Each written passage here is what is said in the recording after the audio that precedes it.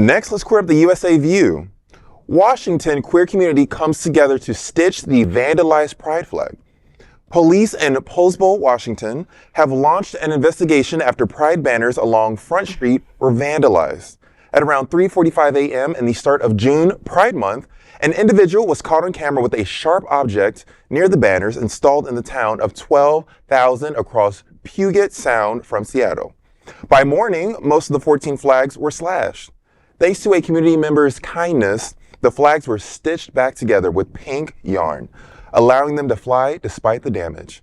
Poulsbo Pride, which is only in its second year, is responsible for the banners. Poulsbo police posted on Facebook that the suspect appeared tall, wearing a green jacket, baseball cap, full face covering, black gloves, and wielding a long white pole with a cutting instrument. Due to the damage caused, the vandalism might be upgraded to a felony. In a statement, Poulsbo Pride expressed deep sadness over the vandalism of Pride banners, which occurred just one day after a community gathering to celebrate the flying of Pride flags over City Hall. To recover from the damage, a GoFundMe account has been created to support Poulsbo Pride's inclusive initiatives and has surpassed its $5,000 goal. The funds will support Poulsbo Pride and the Park Festival. Front Street, Poulsbo. Police say this person came prepared to do damage, and damage they did. Poulsbo supports the Pride community, and we take it personally, and we're doing everything we can to try and figure this out. By Saturday morning, residents woke up to find that most of the 14 Pride banners placed by the city to celebrate Pride Month were slashed. For Pam Keeley, a longtime gay rights activist, the vandalism reminds her of a time not so long ago. It takes me right back there, just zooms right back. Yep. Where it felt as if it was not okay to be gay.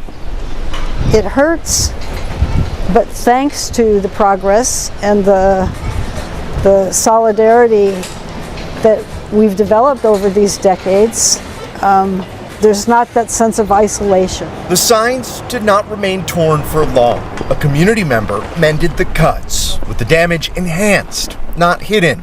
I see them now as a sign of healing. They represent, unfortunately, the violence against the LGBTQ community, but they also represent the healing that can come out of this sort of harassment. The pink yarn now directs your attention to the damage. What could have been a defect is now a symbol of strength. Poulsbo Pride, the organization, is only in its second year. They say this event has brought out supporters like never before. The vast majority have been, the outpouring of love has been really beautiful. And when Pride Month is over, at the end of June, these signs won't be thrown away. Instead, they'll be preserved. That is incredible. I want to say to the people of Poulsbo, this is a moment to recognize that you queers are in the majority.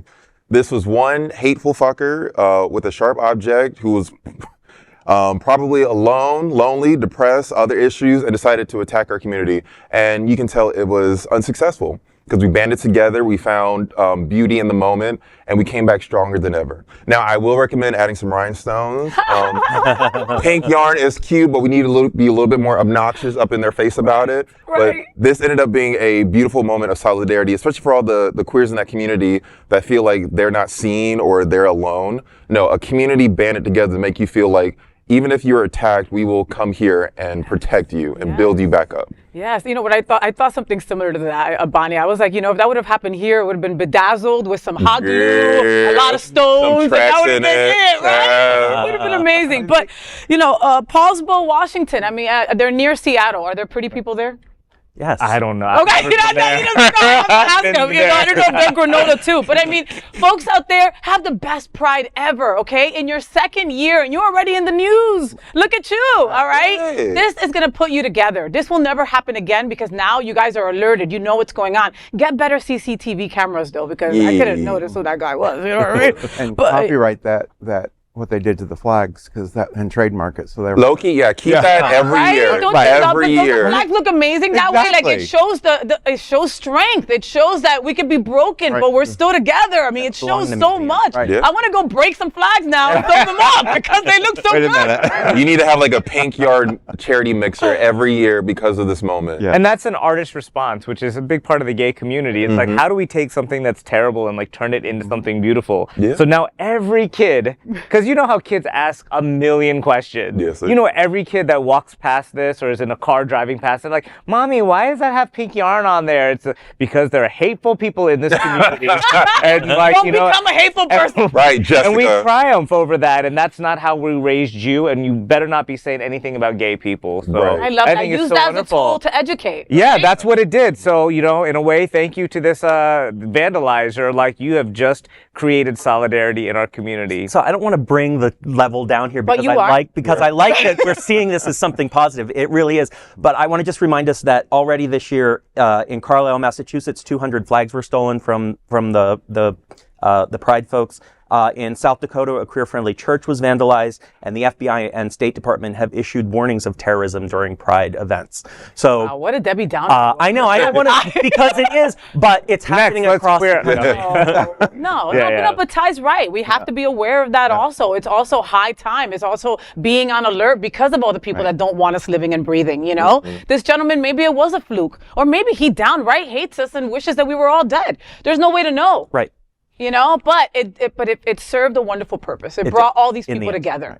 And you know, all of our events, especially one magical weekend that happened, like I know that Faye completely ignored me at, like the security measures for all of our gay events has been pretty tight, you know? Elevated it, yeah. Yeah, so thank you to all the security people that are like watching and the political people that are there, like, you know, keeping us safe.